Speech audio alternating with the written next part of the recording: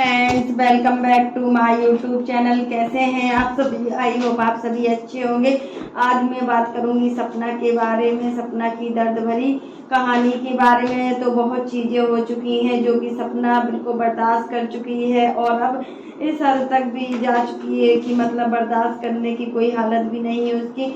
उसकी शादी के मतलब देखो इतने साल के बाद राजवीर भी चले गए और सूरज भी चले गए, लेकिन इतने सालों के बाद फिर भी वही तकलीफ झेल रही है जो सूरज के सामने झेल रही थी। भाई ऐसा होता है क्या? ऐसा नहीं होता है। ससुराल में तो सभी लोग रहते हैं, सभी के सास ससुर रहते हैं, लेकिन इनके ससुराल वाले जो गलत कर रहे हैं वो बिल्कुल भी ठीक नहीं है। आपके साथ डोमेस्टिक वायरल हो रहा है, आपको उसी वक्त स्टैंड लेना चाहिए। ठीक है, रोज रोज पिटने से अच्छा है कि एक बार आर पार कर लो, बात खत्म हो जाए। लेकिन इस तरीके से रोज रोज की झेझे पेपे से मतलब होता है कि अच्छा नहीं होता है और घर में कलह का वातावरण बनता है, जिससे कि कोई भी हमारे घर में संपन्नता भी नहीं आ पाती है। मतलब एक लड़की इतना कितना सहन कर सकती है? ये सब चीज बहुत बड़ी बात होती है। अगर कोई एक थप्पड़ मार देता है तो उसके बाद ये में स्टैंड लेना चाहिए, बट यहाँ तो सपना के साथ इतना गलत गलत हुआ है। सपना की गलती क्या है? सपना ने बताया कि जो सूरज जी थे उनके साथ कितना कुछ गलत करते थे और जिस तरीके की रिकॉर्डिंग उनकी बाहर आई है वह रिकॉर्डिंग सुन के तो मतलब मैं हैरान ही हो गई हूँ कि कैसे उन्होंने इस आदमी के साथ इतना टाइम स्पेंड किया है और कैसे इस आदमी के साथ रही है। मतलब जब वो 6 महीने प्रेग्नेंट थी तब भी इनके साथ इतनी इतनी बदसलूकी होती थी, कितनी मार पिटाई होती थी, हर चीज। कोई हेल्प करने के लिए भी नहीं था उस घर में, बल्कि घर वाले ही पिटवा रहे थे, सास ससुर ही पिटवा रहे थे, अपने घर की बहू की इज्जत को घर से ही बाहर निकाल रहे थे। कोई लड़की इतना सहन नहीं कर सकती। तो मुझे सोच के ऐसा लगता है कि उस घर में इतना टाइम बिताया था। मुझे नहीं समझ में आ रहा कि आज के डेट में सपना जो बता रही हुई चीजें सुनकर इतनी हैरान वाली हो जाती है कि मतलब वो कैसे रही होगी। जो चीज वो कैमरे के सामने ला रही है वह चीज अगर कोई लड़की झेलती है तो सिर्फ वही समझती है और इस दर्द को कोई नहीं समझ सकता, सिर्फ एक लड़की ही समझ सकती है कि उसके साथ क्या हुआ था और क्या नहीं हुआ था। क्योंकि देखिए इतने टाइम के बाद ही उसने सच्चाई बताई। वह चाहती तो सूरज के सामने ही सब कुछ बता देती, बट सपना ने ऐसा नहीं किया। अपनी फैमिली को लेकर चली है और अपनी फैमिली का हर वक्त साथ दिया है। यहाँ तक कि फैमिली ने इतना डोमेस्टिक वायलेंस भी उसके साथ किया है। आज जो चीज़ें हो रही हैं वह भी नहीं होती अगर ये स्टैंड लेती।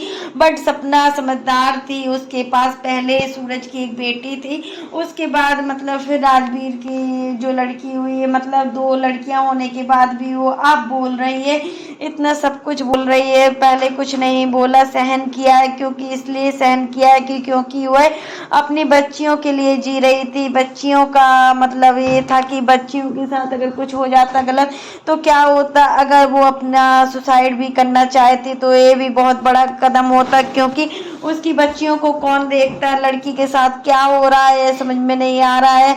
आजकल ये लोग समझ के कुछ भी करते हैं, हरकतें एक क्या सोच के करते हैं। मतलब अपने घर के बच्चे तुम्हारे प्यारे होते हैं, दूसरे के घर के जो बच्चे या लड़की आई है तो वो कुछ भी नहीं है। एक लड़की को, एक बहू को हमेशा एक नौकरानी की तरह ही ट्रीट किया जाता है। ये हर घर की कहानी होती है, इसमें कुछ भी नहीं है। अच्छा, इस बात पर भी बात करते कि राजवीर के सामने ऐसा कुछ नहीं हुआ है। सपना ने खुद बताया अपने रिकॉर्डिंग में कि सूरज जी के साथ वो बिल्कुल भी खुश नहीं थी, बट वो एकदम से सूरज जी को झेलती थी और उसने कुछ स्टैंड भी नहीं लिया था। आज जो चीज़ें हो रही हैं अगर ये स्टैंड ले लेती पहले ही तो अब ये कुछ नहीं होता। अब तो इनके सास ससुर को पिघलना चाहिए कि उनके दोनों बेटे चले गए हैं और मतलब दोनों बेटे के बाद अब बचा ही कौन है घर में? बहू बची है, 2 नातिन है, लेकिन फिर भी वो लोग समझ नहीं रहे हैं। हर चीज में ही सपना को गलत कर रहे हैं। क्या गलती थी इस लड़की की?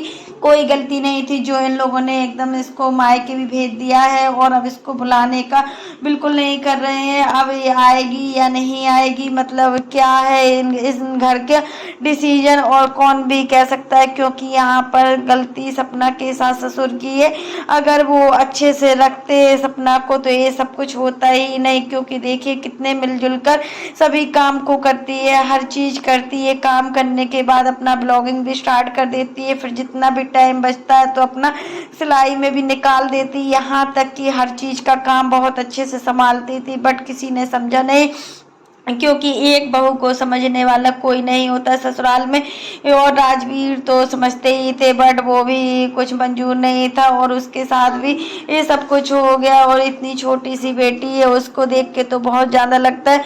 मुझे ये लगता है कि माता पिता की गलती भी है जो इसको देखकर इसकी शादी नहीं की। बट शादी से क्या मतलब है, जो इसकी किस्मत में लिखा था वही सब कुछ हुआ है। सास ससुर तक ये चीज़ें नहीं भूल पा रहे हैं, अपने बेटों को नहीं भूल पा रहे हैं, बट अपनी बहू के साथ इतना बदसलूकी कर रहे हैं। कहाँ तक सीमित है, मतलब ऐसा नहीं करना चाहिए था। और सपना को एकदम से घर से निकाल कर मायके भी भेज दिया है, ये बिल्कुल गलत किया है इन लोगों ने। और अंशु को अपने घर भी भेज दिया है, ये भी बिल्कुल गलत है। अब दोनों लोग अलग हैं। अब खाने के लिए कौन बनाएगा खाना, जहाँ 2 रोटियां इनको मिलती थी अब वो रोटियां भी बनाना पड़ेगी और सब काम भी करना पड़ेगा।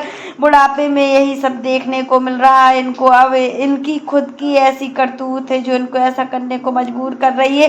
वाकई में सपना तो बहुत कुछ करती थी, पूरा खाना भी बनाती थी, काम भी करती थी, हर चीज़ करती थी, बच्चों को भी संभालती थी। तो फ्रेंड्स आज के लिए बस इतना ही। कैसा लगा आपको मेरा वीडियो पसंद आए तो लाइक कर देना, और अगर आप चैनल पर न्यू हो तो चैनल को सब्सक्राइब करना ना भूलना। फिर मिलते हैं नेक्स्ट वीडियो में, तब तक के लिए bye, take care all of you.